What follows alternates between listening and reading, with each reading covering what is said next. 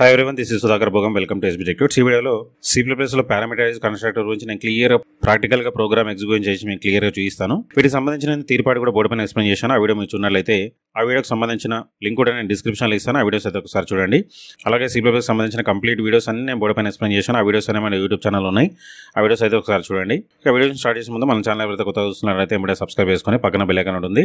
అందులో all selections లో అయితే మనం అప్లోడ్ చేసే వీడియోస్ ముందుగా నోటిఫికేషన్ వస్తూ ఉంటుంది. అలాగే వీడియోస్ తర్వాత ఒక లైక్ కంపేర్ చేయండి. వీడియో మీ ఫ్రెండ్స్ షేర్ చేయండి. లాస్ట్ వీడియోలో డిఫాల్ట్ కన్స్ట్రక్టర్ గురించి చూసాం. సో డిఫాల్ట్ కన్స్ట్రక్టర్ అంటే ఏంటి? ఏ కన్స్ట్రక్టర్ వితౌట్ పారామీటర్స్, అంటే వితౌట్ ఆర్గ్యుమెంట్స్తో కన్స్ట్రక్టర్ ఉంటే అది డిఫాల్ట్ కన్స్ట్రక్టర్. మరి ఇక్కడ పారామీటర్ కన్స్ట్రక్టర్ అంటే ఏంటి అంటే with arguments. A constructor with arguments, వాటిని మనం పారామీటర్స్ అంటాం. ఓకే, మరి డిఫాల్ట్ కన్స్ట్రక్టర్ ఉంది కదా, మన పారామీటర్ కన్స్ట్రక్టర్ ఎందుకు అంటే ఒక క్లాస్కి నెంబర్ ఆఫ్ ఆబ్జెక్ట్స్ క్రియేట్ చేసుకోవచ్చు.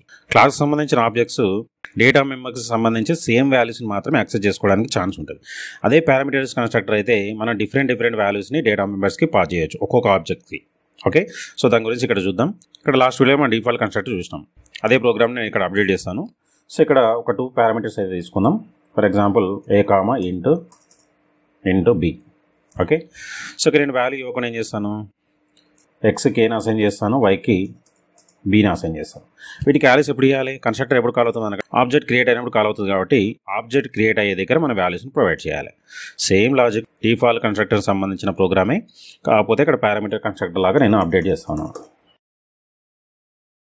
Parameterised constructor. ఓకే, సో ఇక్కడ వాల్యూస్ ఎప్పుడు ప్రొవైడ్ చేయాలి అంటే ఆబ్జెక్ట్ క్రియేషన్ చేసేటప్పుడు ప్రొవైడ్ చేయాలి. ఇక్కడ చూడండి, ఫర్ ఎగ్జాంపుల్ 10, 20 ఆర్డర్ వైజ్గా.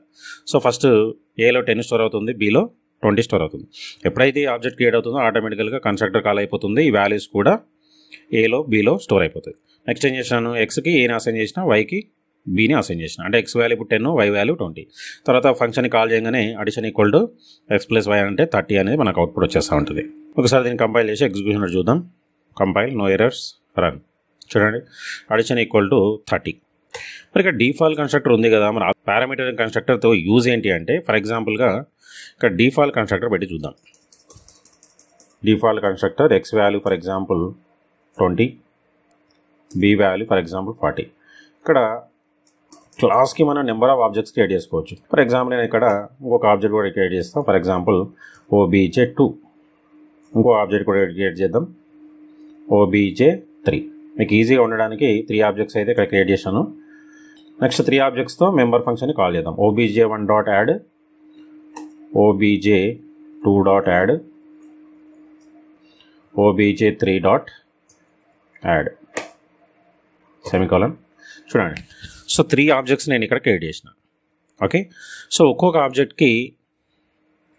క్రియేట్ చేసినప్పుడు ఆటోమేటిక్గా కన్స్ట్రక్టర్ కాల్ అవుతుంది. సో OBJ1 అనగానే OBJ1లో ఎక్స్కి వైకి మెమరీ అలొకేట్ అవుతుంది. ఎక్స్లో 20, వైలో 40 స్టోర్ అవుతుంది. నెక్స్ట్ OBJ2 ఆబ్జెక్ట్ క్రియేట్ చేసినప్పుడు కూడా సేమ్ వాల్యూసే స్టోర్ అవుతాయి అందులో. ఓకే, సో OBJ3 చేసినప్పుడు కూడా సేమ్ వాల్యూసే క్రియేట్ అవుతాయి. అంటే మనకి ఇక్కడ ఆల్ ఆబ్జెక్ట్స్కి సిమిలర్ టైప్ ఆఫ్ వాల్యూస్, అంటే డేటా మెంబర్స్కి similar type of values store అవుతా ఉన్నాయి. ఒకసారి దీన్ని కంపైల్ చేసి ఎగ్జిక్యూషన్ చూస్తే మీకు కూడా ఈజీగా అర్థమవుతుంది.